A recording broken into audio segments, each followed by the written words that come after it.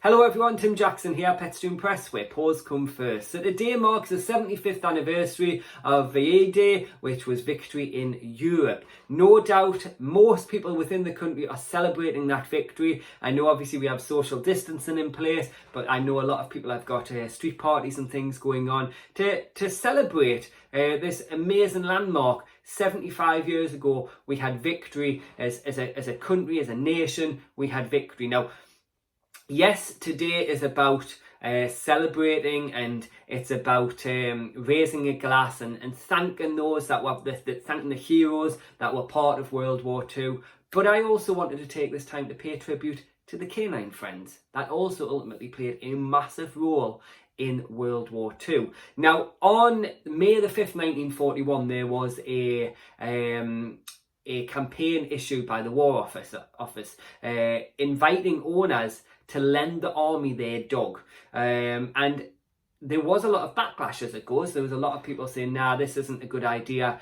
Dogs certainly aren't going to be able to help in this situation. They may be making it worse. And how wrong they were, because these dogs went on and they saved countless of lives. Now, within 2 weeks of that campaign going up, 7,000 owners offered their dogs across, and these dogs were then sent to the War Dogs Training School in Hertfordshire, where they were trained. Bearing in mind these dogs had never had any form of training like this before, they were sent there and then they were dispatched to different units all over the world. And that's absolutely incredible, absolutely incredible. A dog that was a domestic dog, lived in a household, now all of a sudden fighting in a war, saving lives. I think that is absolutely incredible, and these dogs deserve a toast at least today. They definitely deserve some form of recognition. Now, these dogs, obviously, what we've got to remember is these dogs worked through gunfire. They worked in horrendous situations, so thick snow, ice, cold, etc., etc. It must have been absolutely petrifying for them. But the beauty of dogs is they are so loyal, and they will do as much as they can for us. They're a very, very loyal breed, and these dogs were trained and used for numerous different things. So you had dogs that were used to scent like landmines. You had dogs that were acted as messengers. There was dogs that were used for rescuing, so they remained within the country and they were sent on rescue missions to help find people that had been trapped underneath buildings. There was even dogs that were assigned to the airborne troops, and 3 dogs in particular actually jumped out of a flying aircraft with a parachute on.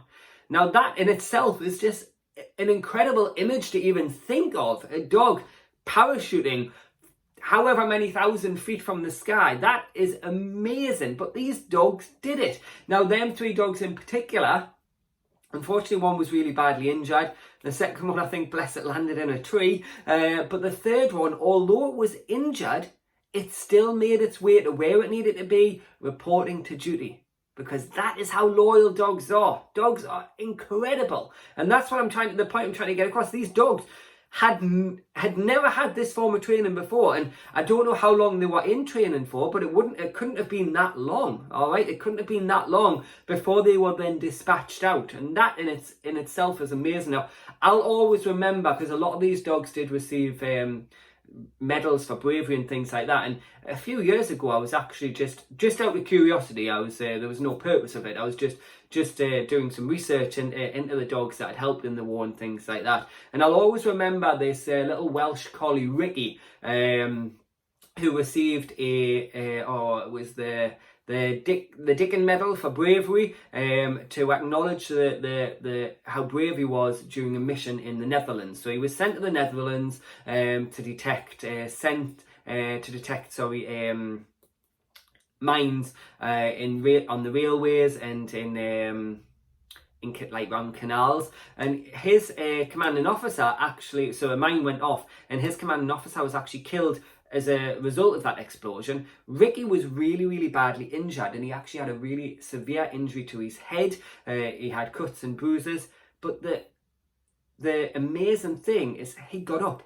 He got up and he continued, and he went on to find more mines. He saved countless lives in that one little mission, and before he was taken away in threat. And that is just one dog. One dog did all of that, okay? Yes, we have to acknowledge, obviously, that it must have been horrible. I can't even imagine living in those times. It must have been absolutely heartbreaking for everyone involved, not just those on the front line, but people back at home, literally everyone.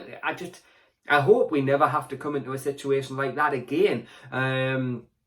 It must have been so tough. And yes, today we must pay tribute to the heroes from that war. But those heroes also include the dogs. So when you are raising your glass today, make sure you also remember the canines that lost their lives and also that saved countless lives. Because yes, sadly there was a lot of dogs that died. There was a lot of dogs that a lot of dogs that died and a lot of dogs that survived as well. But both deserve some form of tribute today as well. Naturally, being a dog man, I had to pay tribute to the dogs. But also, this goes to show how clever dogs are. This goes to show how incredibly clever they are, what amazing little creatures they are. As I've said, they've gone from being domestic dogs living in this safe little bubble to now fighting wars, detecting mines, rescuing people from underneath the rubble. That's amazing, absolutely amazing. And we've got to remember that. We don't give our dogs the credit that they deserve.